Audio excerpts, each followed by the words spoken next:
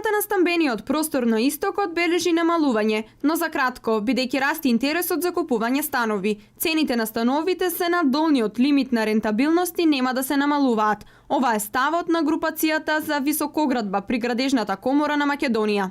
Цената меѓу старите и новите згради не е многу разлика, со тоа што старите станови се за некои од 50 до 100 евра по метар квадратен, поевтини од новите, додека новите се движат од 750 па до 1000 евра во зависност од локацијата на зградата и на местоположбата, каде се наоѓа, дали е во центар, дали е во сењак и така натаму. Во зависност од кој дел од градот се наоѓа стамбениот објект, во тоа зависи и цената.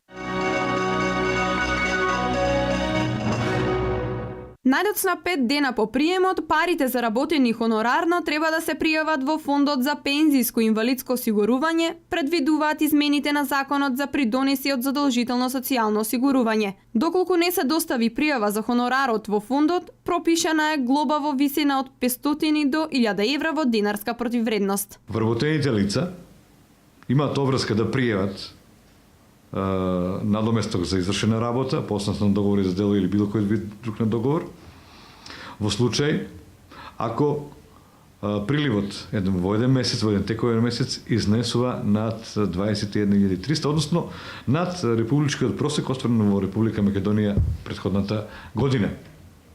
Придонесот се пресметува и се плаќа на разликата помеѓу просечната плата од минатата година и приманиот надоместок. Втората категорија на обврзници се лицата невработени кои што имаат договори за дела или било кој друг договор кој основа примаат надоместок или вршат одредена работа. Овде границата на која што не се плаќа придонесот за пензиско личко осигурување и за здравствено осигурување е минималната плата во Република Македонија објавена за минатата година. Сега се таа основица некаде 9590 денари.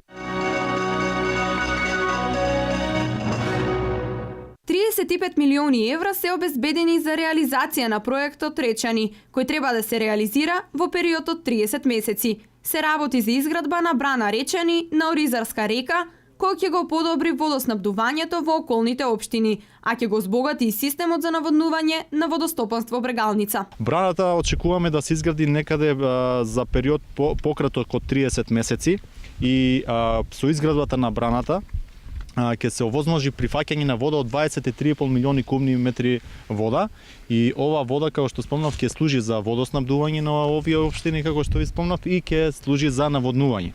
Значи ќе се приклучи со системот на водостопанство Брегалница и ќе овозможи и проширување на површините за наводнување на земјоделското земјиште, со што добиваме канализирање на водите од Оризарска река, да се темелат во еден систем, квалитетен систем, кој што ќе значи правилно насечување на оние земјоделски површини кои што и сега не можеа да се снабдуваат квалитетно со вода, со што очекуваме зголемување на приносите од обработка на земјоделските површини, нормално за поквалитетна храна и овозможување на производи за извоз.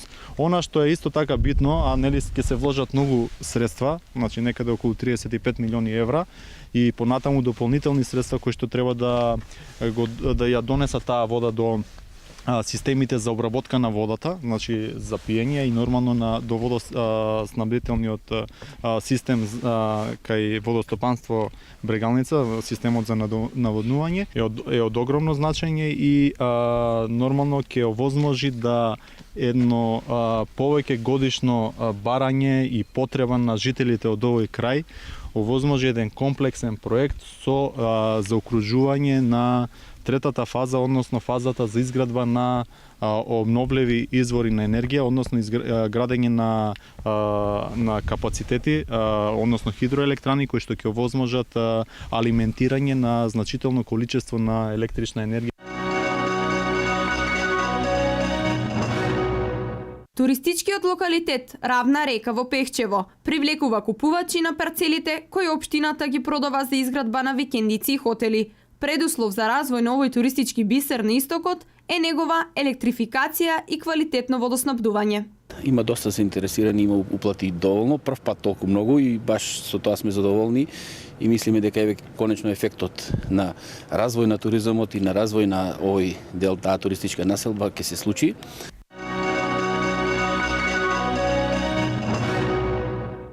Градоначалникот на општина Штип, Илчо Захариев, денес ги посети жителите на село Шашаварлија. Надминат е проблемот со водоснабдувањето, но селаните имаат доврска редовно да плаќаат за вода. Општината се заложи за решавање на долгогодишниот проблем со напасување на стоката од други села во атарот на Шашаварлија. Водоводниот систем функционира. Патот е направен до селото. Направивме ново училиште. Треба сега заедно со нашиот реđe, нашиот наставник овде да го дотераме и дворното место. Да кажем дека направивме проект од село Шаварлија до село Пучивало. Направивме ревизија на тој проект. Ова година ќе аплицираме преку европските фондови да добиеме средства и да го завршиме комплетно овој пат. Уште 15 километри кој ќе води до селото Калапетровци, Кошево, Пучивало и ќе остане еден крак да се направи до селото Никомен.